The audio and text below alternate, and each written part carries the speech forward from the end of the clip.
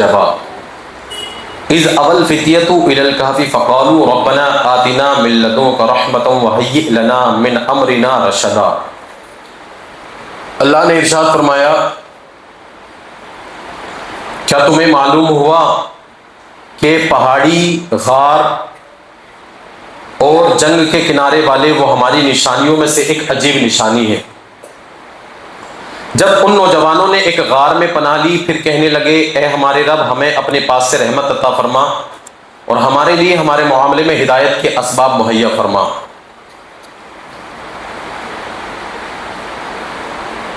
تو یہاں سے اصحاب کہف کا واقعہ بیان کیا گیا۔ اللہ تبارک و تعالیٰ نے اصحاب کہف کو قیامت تک کے لوگوں کے لیے نشانی بنایا۔ کیا بنایا؟ نشانی بنا دیا اللہ تبارک و تعالیٰ نے۔ اور اصحاب، سب سے پہلے میں آپ کو یہ بتاؤں کہ اصحاب کہف کے نام بڑے بابرکت ہیں، بہت برکتوں والے اصحاب کہف کے نام ہیں۔ کس طریقے سے؟ بزرگان دین نے فرمایا ہے کہ اگر اصحاب کہف کے نام لکھ کر کوئی اپنے گھر کے دروازے پر ٹانگ دے تو وہ گھر ہمیشہ آگ سے جلنے سے محفوظ رہے گا، اور اگر کوئی شخص اصحاب کہف کے نام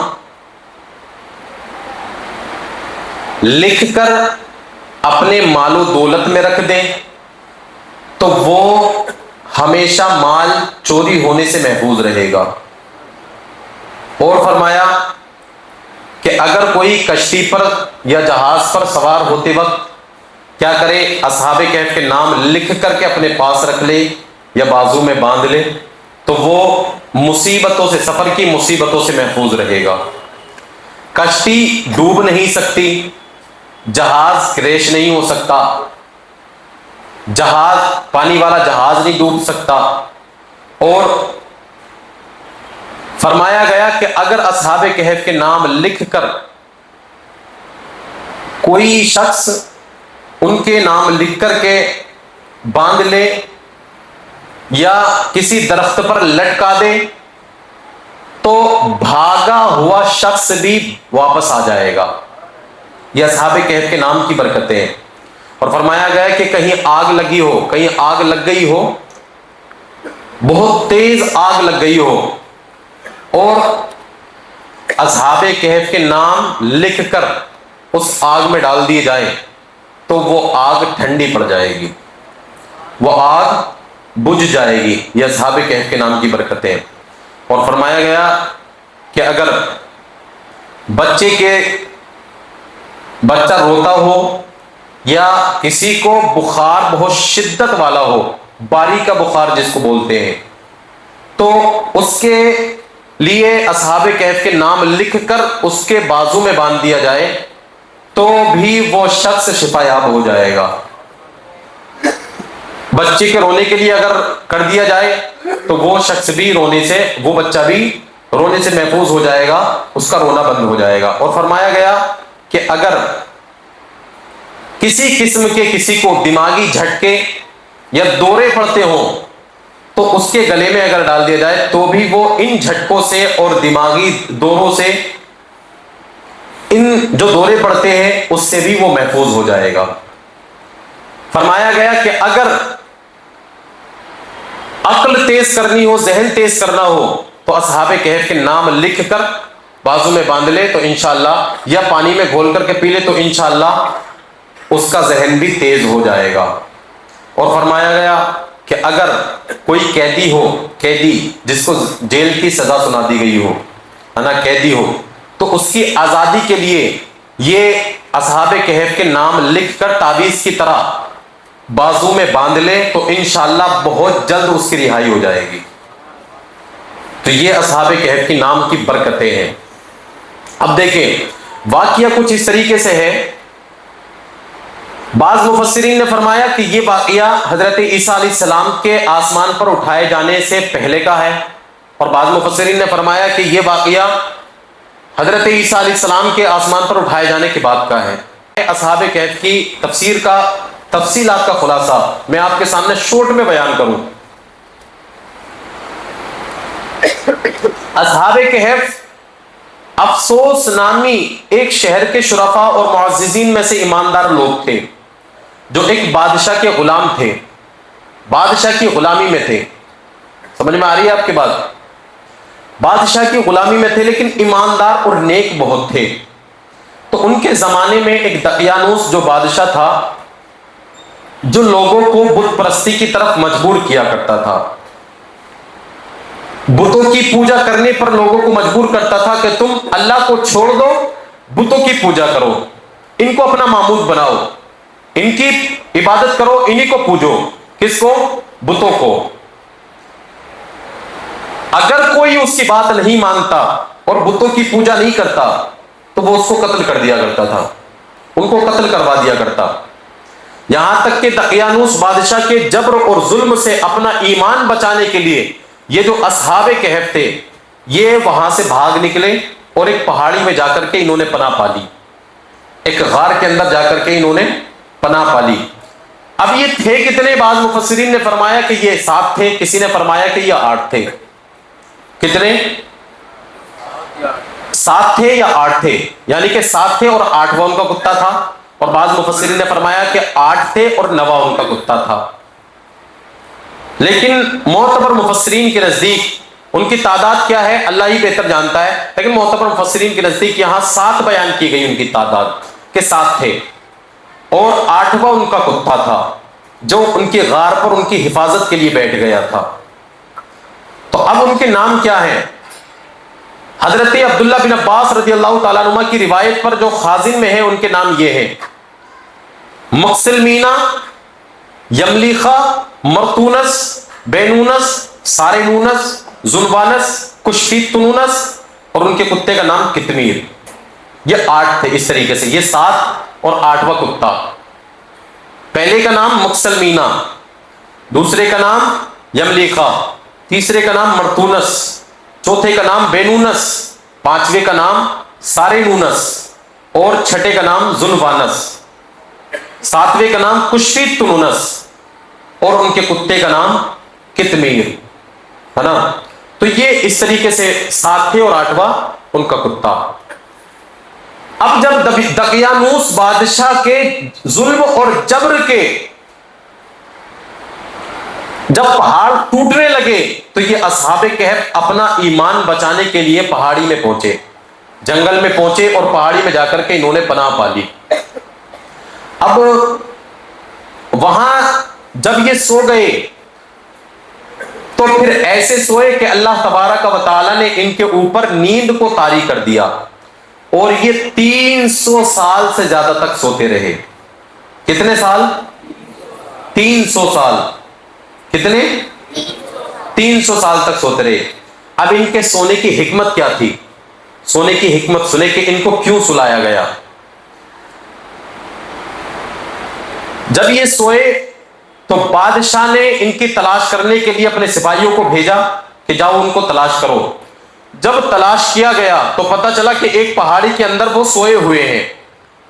تو پھر بادشاہ نے یہ حکم دیا کہ ان کو ایک مضبوط پتھر کی دیوار سے چن دیا جائے، غار کے دروازے کو بالکل بند کر دیا جائے تاکہ وہ اسی کے اندر مر جائیں اور وہیں ان کی قبر بن کر کے رہ جائے۔ تو یہ اس نے حکم دیا۔ اب جس کو حکم دیا تھا وہ بڑا نیک آدمی تھا، اس کا دل پاک تھا، ایمان پاک تھا، وہ بڑا نیک آدمی تھا، دل نرم تھا اس کا۔ تو اس نے اس دیوار کو چن دیا، لیکن چننے کے ساتھ ساتھ کیا کیا؟ جب دیوار کو اس نے بنایا تو اس کے اندر اس نے کیا کیا؟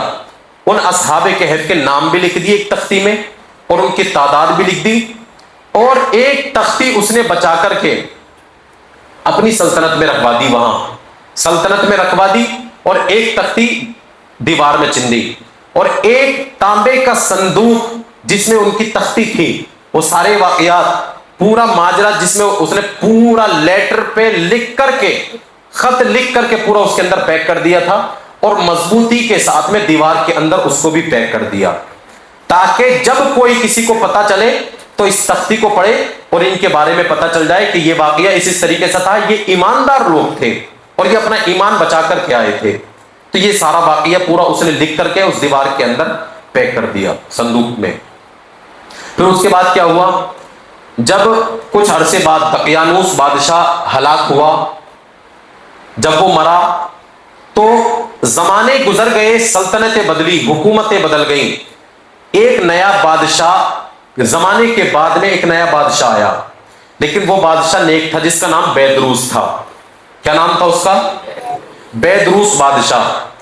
اب وہ بادشاہ نے 68 سال تک اپنی حکومت چلائی، 68 سال تک حکومت چلائی. اس کے دور حکومت میں ملک میں فرقہ بندی پیدا ہو گئی، لوگوں میں یہ فرقہ بندی پیدا ہو گئی کہ مرنے کے بعد دوبارہ زندہ نہیں کیا جائے گا. کچھ لوگ کہنے لگے کہ دوبارہ زندہ کیا جائے گا، کچھ لوگ کہنے لگے دوبارہ زندہ نہیں کیا جائے گا.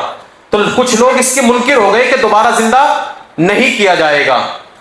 جب لوگ اس کے منکر ہوئے تو یہ جو بیدروس بادشاہ تھا، اس نے ایک کمرے میں اپنے آپ کو بند کر لیا اور رو کر کے اپنا برا حال کرنا شروع کر دیا اور کہنے لگا کہ یا اللہ، تو یا تو کوئی ایسی نشانی بتا دے کہ جس سے پتہ چل جائے کہ واقعی مرنے کے بعد دوبارہ زندہ کیا جائے گا، ایسی کوئی نشانی ظاہر فرما دے. تو اب اس کے بعد کیا ہوا، بارگاہ الہی میں دعا کی، یا رب کوئی ایسی نشانی ظاہر فرما جس سے مخلوق کو مردوں کے اٹھنے اور قیامت کے آنے کا یقین حاصل ہو جائے. تو اسی زمانے میں ایک شخص نے اپنی بکریاں چرانا شروع کی اور وہ جنگل کی طرف اپنی بکریاں چرانے نکلا. جب گفا کی طرف پہنچا، اس پہاڑی کے پاس پہنچا، تو اس نے بارش سے بچنے کے لیے انتظام ڈھونڈنا شروع کیا کہ اگر کبھی بارش آ جائے تو میں اپنی بکریوں کو کہاں رکھوں گا، اتنی ساری بکریاں اتنے جنگل میں کیسے بھاگی پھریں گی، بارش میں تو حالت خراب ہو جائے گی. تو اس نے کیا کیا، اس نے اس غار کی پہاڑی کی دیوار کو توڑنا شروع کیا، لوگوں کو بلایا اور پہاڑی کی دیوار کو توڑنا شروع کر دیا جس میں وہ آرام فرما رہے تھے، سو گئے تھے. تو اب اس نے پہاڑی کی دیوار کو توڑنا شروع کیا. پہاڑی کی دیوار جب توڑی، جیسے ہی پہاڑی کا دروازہ کھلا، ان کی بھی آنکھ کھل گئی اور وہ سو کر کے اٹھے. ایک ہیبت طاری ہوئی اور وہ وہاں سے دیوار توڑنے والے سارے بھاگ گئے. اور جب بھاگے تو اب یہ اصحاب کہف اٹھے. اٹھنے کے بعد میں ان کے چہرے نور کی طرح چمک رہے تھے، ان کے چہرے نور کی طرح چمک رہے تھے، پیشانی پر بالکل شگفتہ تازہ کھلتی کلی تھی اور جوانی تھی ان کے چہرے پر. 300 سال سونے کے بعد بھی ان کے اوپر جوانی تھی، 300 سال سونے کے بعد بھی.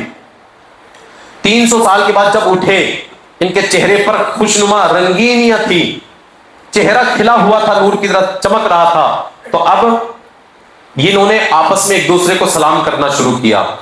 جب سلام اور مصافحہ معانقہ ہو گیا، ملاقات ہو گئی، تو اب انہوں نے ایک شخص سے کہا، یملیخا سے کہا کہ جاؤ بازار سے کچھ کھانے کے لیے چیزیں لے کر کے آؤ اور یہ بھی معلومات کر کے آنا کہ جو بادشاہ دقیانوس تھا اس کے بارے میں لوگوں کے حالات کیسے ہیں، کیا سوچ رکھتے ہیں اس کے بارے میں، کیسے حالات ہیں اس کے، کیا آج بھی وہ ایسے ہی جبر کر رہا ہے، ظلم کر رہا ہے جس کی وجہ سے ہم اپنا ایمان بچا کر کے بھاگے تھے. جاؤ. تو اس وقت کے زمانے کے کچھ سکے دیے. اب جب یہ یملیخا وہاں سے گئے، بازار کچھ کھانے کے لیے لانے کے لیے گئے، تو جب وہاں دیکھا تو اسلامی حکومت کا ایک بینر لگا ہوا تھا، ایک بورڈ لگا ہوا ہوتا ہے نا باہر، ایک جب جہاں سے ایک سرحد شروع ہوتی ہے، جیسے کسی شہر کی سرحد شروع ہو رہی ہو تو وہاں پر ایک بورڈ لکھا ہوا ہوتا ہے کہ فلاں شہر کے اندر آپ کا استقبال ہے نا. تو ایک اسلامک ایک بورڈ لگا ہوا تھا. جب اسلامک بورڈ دیکھا حکومت، اسلامی حکومت کا، تو حیرت زدہ کہ یار اسلامی حکومت آ گئی. وہاں تو بادشاہ بہت کفر کرنے والا بادشاہ بتوں کی پوجا کرواتا تھا، بتوں کو معبود بنواتا تھا، ان کی پوجا کرواتا تھا. اسلامی حکومت. تو دکان پر، روٹی والے کی دکان پر جب پہنچے یملیخا، تو وہاں جا کر کے کہا کہ بھائی کھانے کے لیے کچھ دو. جب روٹی کچھ خریدی، سکے دیے، تو روٹی والے نے کہا، دکان والے نے کہا کہ تمہارے پاس یہ سکے کہاں سے آئے ہیں. اس نے اور لوگوں کو جمع کر لیا کہ اس کے پاس کوئی نہ کوئی خزانہ ہاتھ لگ گیا، اس کے ہاتھ کوئی نہ کوئی خزانہ لگ گیا، اور کوئی اچھا خزانہ جب اس کے ہاتھ لگا تو یہ سکے لے کر کے آیا ہے. لوگوں نے پوچھنا شروع کر دیا، بازار والوں نے خیال کیا کہ کوئی پرانا خزانہ اس کے ہاتھ لگا، تو انہوں نے پکڑ کر حاکم کے پاس حوالے کر دیا، حاکم کی بارگاہ میں پیش کر دیا. جب جب حاکم کی بارگاہ میں پیش کیا تو وہ بھی نیک شخص تھا، حاکم جو تھا، تو اس نے بھی ان سے دریافت کیا کہ خزانہ کہاں ہے جس کے تم کچھ سکے لے کر کے آئے ہو، اس کا خزانہ بتاؤ، تمہیں کہاں سے ہاتھ لگا؟ تو انہوں نے کہا کہ خزانہ نہیں ہے، یہ ہمارا اپنا مال ہے، ہمارے اپنے خود کے سکے ہیں۔ تو یہ بات کسی کو یقین نہیں ہو رہی تھی، کیوں؟ اس لیے کہ وہ برسوں پرانے سکے تھے جن کو کوئی جانتا بھی نہیں تھا۔ تو انہوں نے کہا کہ بھئی یہ بات ہمارے قابل برداشت نہیں ہے، یہ یقین کرنے والی بات نہیں ہے، تم یہ بتاؤ خزانہ کہاں ہے؟ تو کہا کہ میں جو اس پہ لکھا ہوا ہے وہ 300 برس سے زیادہ کا زمانہ ہے، سن لکھی ہوئی تھی کہ بھئی اتنے زمانے پرانا وہ سکہ ہے۔ تو آپ نوجوان ہیں اور بھئی ہم تو بوڑھے ہو گئے، ہم نے آج تک یہ سکہ نہیں دیکھا، اور آپ نوجوان ہیں اور آپ کہہ رہے ہیں کہ یہ ہمارے سکے ہیں، ہو ہی نہیں سکتا۔ تو اب جب انہوں نے کہا تو پھر یملیخا نے کیا کہا؟ آپ نے فرمایا کہ جو بھی میں آپ سے پوچھوں وہ آپ ٹھیک ٹھیک بتانا اس کے بارے میں، جو بھی میں آپ سے پوچھوں، تاکہ مسئلہ حل ہو جائے، کیونکہ میں بھی کشمکش میں ہوں اور آپ بھی کشمکش میں ہیں، آپ کو بھی نہیں پتا اور مجھے بھی نہیں پتا کہ یہ حالات کیا ہے، ماجرا کیا ہے۔ تو یہ بتاؤ کہ دقیانوس جو بادشاہ تھا کس حال میں اور کس خیال میں ہے؟ حاکم نے کہا کہ آج روئے زمین پر اس نام کا کوئی بھی شخص نہیں ہے، آج پوری روئے زمین پر پوری حکومت کے اندر اس نام کا کوئی بادشاہ ہی نہیں ہے، لیکن ہاں برسوں زمانے پہلے ایک ظالم بادشاہ تھا جس کا یہ نام تھا۔ تو کہنے لگے، آپ نے فرمایا کہ کل ہی تو ہم اس کے خوف سے جان بچا کر کے بھاگے تھے، اپنا ایمان بچا کر کے بھاگے تھے، ہم کل ہی تو گئے تھے، ہم اپنی جان اور ایمان بچا کر کے گئے تھے، کل ہی کا تو زمانہ، کل ہی تو گزری، ایک رات ہی تو گزری، آج ہم کل سوئے تھے اور آج اٹھ گئے، کل کا ہی تو زمانہ ہے، ہم کل ہی تو گئے تھے۔ انہوں نے کہا کہ یہ بات قابل برداشت نہیں ہے، یقین کرنے والی بات نہیں ہے۔ تو آپ نے فرمایا کہ اگر آپ کو یقین نہیں ہے تو میرے کچھ ساتھی غار میں پناہ لیے ہوئے ہیں، اگر آپ کہیں تو میں ان سے ملاقات کروا دوں۔ تو حاکم گیا، سارے لوگ مل کر کے، پوری بستی مل کر کے حاکم کے ساتھ میں دروازے پر پہنچی، اور وہاں جا کر کے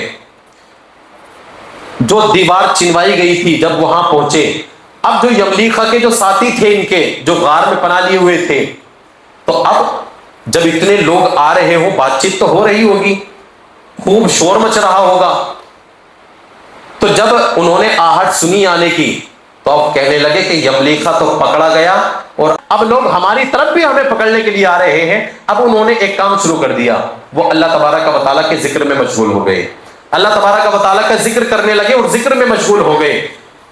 جب انہوں نے ذکر کرنا شروع کر دیا تو یملیخا آئے، اور اب چونکہ وہ یملیخا کا بھی انتظار کر رہے تھے کہ بھئی جلدی سے کچھ کھانے کے لے کر کے آئے، بھوک لگ رہی ہے۔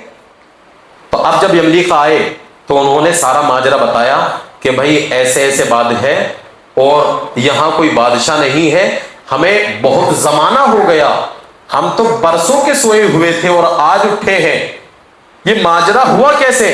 تو انہوں نے بتایا کہ تمام قصہ سنا کر کے یملیخا نے بقیہ حضرات کو تمام کچھ بتایا، اور ان حضرات نے سمجھ لیا کہ ہم اللہ تعالیٰ کے حکم سے اتنے لمبے عرصے تک سوتے رہے ہیں، یہ اللہ تبارک و تعالیٰ کی حکمت تھی اس میں، جس نے ہمیں ہمارے اوپر نیند کو طاری کر دیا اور ہم پر نیند طاری کر دی اور ہمیں سلا دیا، ہم آج اٹھے۔ اللہ اکبر۔ جب حاکم شہر غار کے کنارے پہنچا تو اس نے تانبے کا صندوق دیکھا، کیونکہ سلطنت میں ایک تختی اور رکھ دی تھی تو اس نے وہ پڑھ لی تھی۔ اب اس نے دیکھا کہ جب کوئی دیوار کھولے گا تو اس کو پتہ چل جائے گا، تو جب وہ صندوق دیکھا تو اس کو کھلوایا تو تختی نکالی گئی۔ اس تختی میں ان اصحاب کے اسما بھی لکھے ہوئے تھے، ان کے نام بھی لکھے ہوئے تھے اور ان کی تعداد بھی لکھی ہوئی تھی، اور ان کے کتے کا نام بھی لکھا ہوا تھا اس تختی پہ۔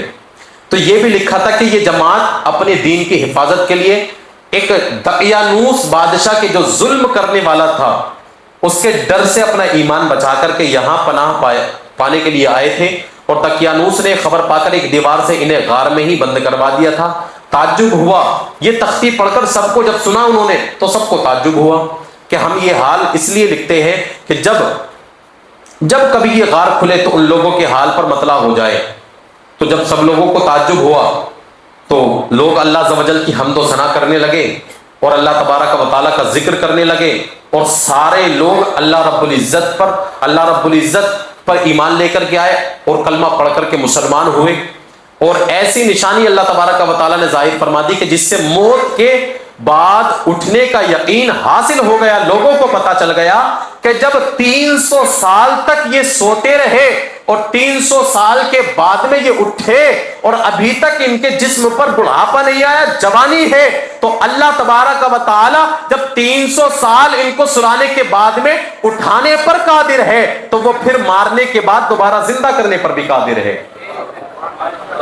تو لوگوں کو اس بات کا پختہ یقین ہو گیا کہ واقعی اللہ تبارک و تعالی دوبارہ زندہ کرنے پر قادر ہے اور وہ مرنے کے بعد دوبارہ زندہ کرے گا۔ تو اب جب حاکم شہر نے اپنے بادشاہ بہدروس کو واقعہ بتایا، اطلاع دی، تو بادشاہ بھی اپنی بقیہ وزراء کے ساتھ، سارے حاکموں کے ساتھ میں وہاں پر آیا۔ تو سرداروں کو لے کر جب حاضر ہوا تو شکر الہی کا سجدہ بجا لایا، سجدہ کیا سب نے، اور اللہ تعالیٰ نے اس کی دعا قبول کی۔ کون سی دعا؟ جو اس نے کی تھی، یا اللہ کوئی نشانی ظاہر فرما دے تاکہ لوگوں کو یقین ہو جائے کہ مرنے کے بعد دوبارہ زندہ کیا جائے گا۔ تو اس کو پتا چل گیا، اب وہ لوگ بھی ایمان لے کر کے آئے، ان لوگوں کو بھی یقین ہو گیا، سب نے ایمان قبول کیا۔ اصحاب کہف نے بادشاہ سے مصافحہ کیا، ملاقات کی، اور فرمایا ہم تمہیں اللہ عز و جل کے سپرد کرتے ہیں، اور سلام کیا انہوں نے، اور اللہ تعالیٰ سے دعا کی کہ اللہ تعالیٰ تیری اور تیرے ملک کی حفاظت فرمائے اور جن و انس کے شر سے تمہیں محفوظ فرمائے۔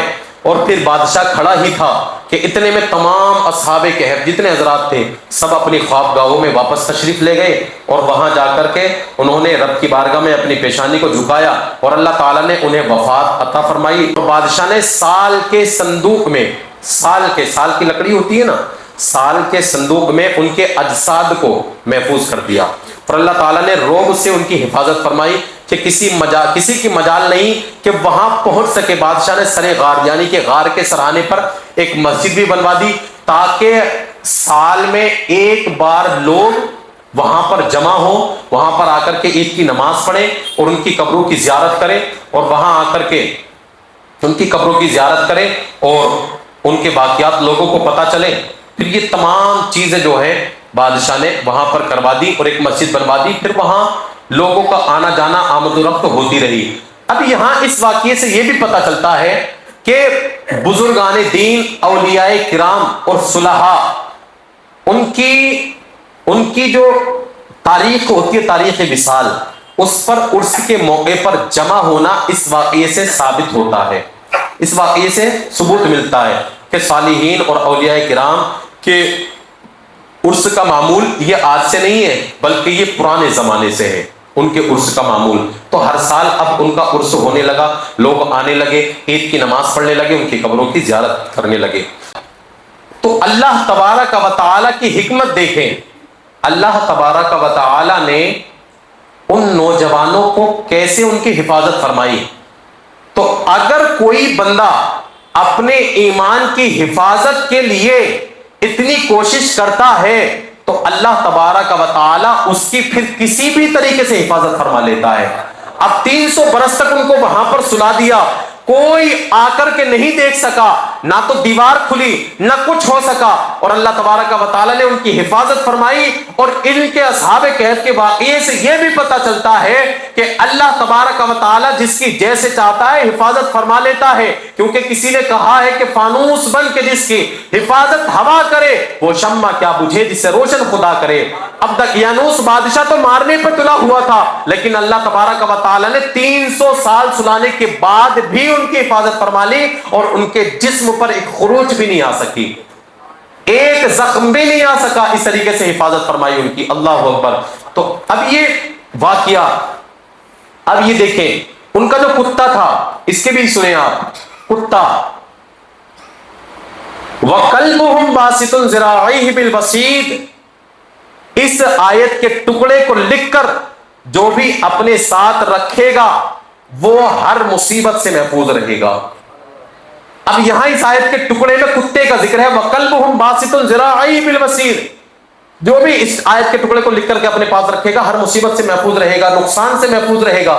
اب دیکھیں اس کتے کا کیا معاملہ تھا، اللہ تبارک و تعالی نے اس کا ذکر قرآن پاک میں فرما دیا۔ کیا معاملہ؟ اس نے صرف اللہ والوں کے یہاں بیٹھ کر ان کی صحبت حاصل کی تھی اور ان کی حفاظت کے لیے اپنے پاؤں کو پھیلا کر کے بیٹھ گیا تھا، پاؤں کو پھیلا کر کے بیٹھ گیا۔ اس نے اللہ والوں کی، نیک بندوں کی، جن کے دل میں ایمان نقش تھا، ان کی حفاظت کے لیے اپنے پاؤں پھیلا کر کے بیٹھ گیا غار کے دروازے پر۔ تو اللہ تبارک و تعالی نے اس کتے کو بھی یہ مرتبہ عطا فرمایا کہ اس کا ذکر قرآن میں فرما دیا۔ تو جب ایک کتا اللہ والوں کے دروازے پر بیٹھ کر کے ان کی صحبت حاصل کرے، اس کا مقام یہ ہو جائے کہ قرآن میں اس کا ذکر ہو۔ اگر کوئی انسان اللہ والوں کی صحبت حاصل کرے تو پھر اللہ ان کو کیا مقام عطا فرمائے گا؟ یہ شان ہوتی ہے اللہ والوں کی صحبت سے، یہ ملتا ہے۔ اللہ والوں کی صحبت میں کتا بیٹھا رہا، ان کی صحبت حاصل کی تو اللہ نے یہ مرتبہ عطا فرمایا کہ قرآن میں ان کا ذکر ہے، اور یہ بھی عطا فرما دیا کہ وَكَلْبُهُمْ بَاسِطٌ ذِرَاعَيْهِ بِالْوَصِيدِ۔ اس کتے کے نام کی برکت یہ ہے کہ یہ کتے کے نام کی آیت کا جو ٹکڑا ہے اگر کوئی لکھ کر کے اپنے پاس رکھ لے گا تو ہر حفاظت، ہر ضرر سے، ہر نقصان سے، ہر مصیبت سے، تکلیف سے محفوظ رہے گا۔ اب دیکھیں تو یہ شان ہے اللہ والوں کی صحبت سے یہ ملتا ہے۔ نیک لوگوں کی صحبت کہاں سے کہاں پہنچا دیتی ہے، نیک لوگوں کی صحبت۔ تو اس لیے، اور آج کل تو نیک لوگوں کی صحبت سے تو لوگ دور بھاگتے ہیں۔ لوگ دور بھاگتے ہیں، کیوں؟ اس لیے کہ کہیں یار یہ پکڑ نہ لے، یہ کہیں پکڑ نہ لے، یار یہ تو پھر اب نیکی بنا دے گا، یہ تو اب نیکی بنا دے گا، اس کے پاس نہیں بیٹھنا۔ اگر اس کے پاس بیٹھیں گے تو پھر نمازیں پڑھنے لگ جائیں گے، اس کے پاس بیٹھیں گے تو ٹوپیاں لگانے لگ جائیں گے، اس کے پاس بیٹھیں گے تو داڑھی رکھنے لگ جائیں گے۔ نہیں بھائی، نیک لوگوں کے پاس نہیں بیٹھنا، لوگ بھاگتے ہیں نیک لوگوں سے۔ تو نیک لوگوں کی صحبت کہاں سے کہاں، کون سے مقام پر پہنچا دیتی ہے۔ تو اس لیے نیکوں کی صحبت اختیار کریں، اچھوں کی صحبت اختیار کریں۔ اچھوں کی صحبت اچھا بناتی ہے اور بروں کی صحبت برا بناتی ہے۔ اس لیے اس واقعے سے سبق ملتا ہے کہ جن کے دل میں ایمان نقش ہو اور وہ اپنے آپ کو کفر سے بچانا چاہے تو اللہ تبارک و تعالی ہر حال میں ان کی حفاظت فرماتا ہے۔